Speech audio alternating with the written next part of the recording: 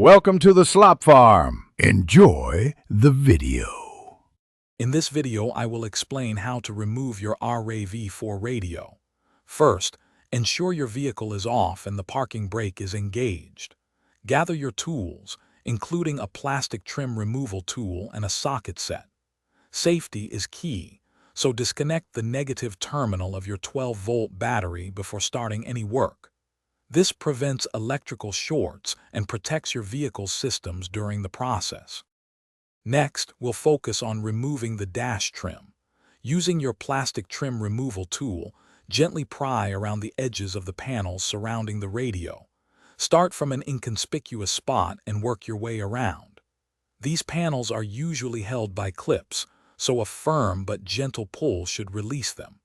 Be patient to avoid any cosmetic damage to your dashboard.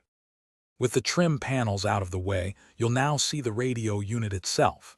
It's typically secured by 4 bolts, usually 10 mm or 12 mm at each corner. Use your socket wrench to carefully remove these bolts. Keep them organized, perhaps in a small container so you don't lose any. Once the bolts are out, the radio unit will be loose. Finally, it's time to disconnect the wiring. Gently pull the radio unit forward a few inches to expose the various electrical connectors and antenna cables at the back. Each connector usually has a small tab you need to press or squeeze to release it. Carefully unplug all the harnesses. Once everything is disconnected, you can fully remove the Rav4 radio from the dashboard. You're all set. Thanks for watching. Consider subscribing if we helped you today.